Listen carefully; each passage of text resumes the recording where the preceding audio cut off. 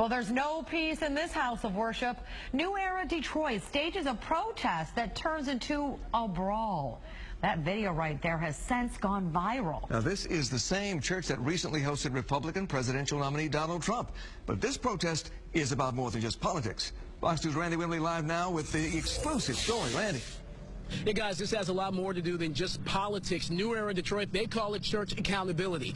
Taking congregations to task for not serving the community in their estimation as those churches should. They say something doesn't add up when a pastor makes a lot of money, drives a luxury car, and yet the people who live near his church are in poverty.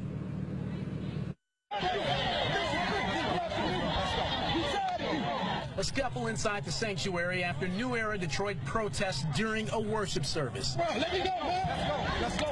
Zeke, the leader of the group, offered no apologies for the dust-up at Great Faith Ministry Saturday, only the reasoning behind it. This situation is bigger than just Wayne T. Jackson. This is about black churches and black pastors who live a lavish life on behalf of the people, and they're not giving back to their community. He's referring to Bishop Wayne T. Jackson, the wealthy pastor that welcomed Donald Trump, drives a Rolls Royce, and lives in a mansion. Zeke was there for the offering Saturday. When they started the offering at $1,000, and then they said if you don't got $1,000, then do $300. And if you don't got cash, then we got ATM machines. I don't understand that logic. I don't understand that way of thinking, and I don't understand that to be what religion is. New Era Detroit says the neighborhood surrounding Great Faith Ministries is by and large impoverished. This guy has networks, churches, fancy cars, you know what I mean, $1 million houses, and there's babies in this community that's going without food at night. Somebody has to be frustrated about this enough to do something that will get people's attention. And that's what New Era Detroit did. Here's the thing. Pick up the phone. Call. Right. I want to talk to you, Apostle. Right. Apostle's a very fair man. He would meet with you. He would talk to you. What's your issue? But to do it that way, that is so disrespectful. And members of Great Faith Ministry say New Era Detroit has their church and their pastor all wrong. Our bishop give away homes, cars. They say he's an astute businessman. Juanita Kinney says he's one with the heart of gold. And when he found out that I didn't have anywhere to live, within an hour he was calling me back, telling me to go and look at an apartment. And because of that, and because of the love from him and his wife, I now have my own place. You should talk to people that he's hired. Ex-cons, people that were in prison. He's done so much work for this community. They're homes that he's bought and gave to people.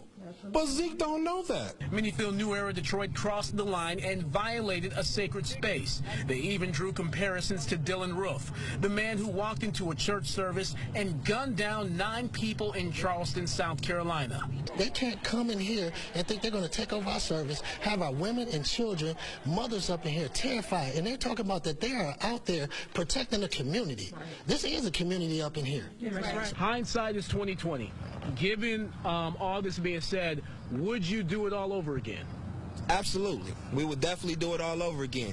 Would we tweak something? Absolutely. We would probably tweak up a few things and change it, but going back, no. We would definitely go in there again, and they better get their act together because we just might be back. Even so, the leader of New Era Detroit says he is open to having a sit-down with Bishop Wayne T. Jackson and the pastors of other churches that New Era Detroit has protested.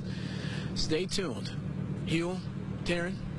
Well, Randy, I mean, $1,000 is a lot of money to ask for an offering, but you said about a conversation, but what does the New Era group want the bishop to do, and what do they plan to do if he doesn't? Well, you heard just in that last soundbite, they may show up here again. We don't know if that's going to happen, but he said that's something that they're definitely open to. But New Era Detroit, they say they want to see churches doing more to better serve and improve the living conditions of the communities in which those churches are in. And so this is a story that raises a lot of questions about the function of a church. What does a local congregation owe the community that it's in? And so New Era Detroit, they're definitely raising that issue. They say there are some churches that are doing a good job of this, but in their estimation, there are many that are not, Great Faith Ministries being one of them. It is certainly interesting because we know he's not the only rich preacher out there. So obviously more to come on this one. Thanks, Randy.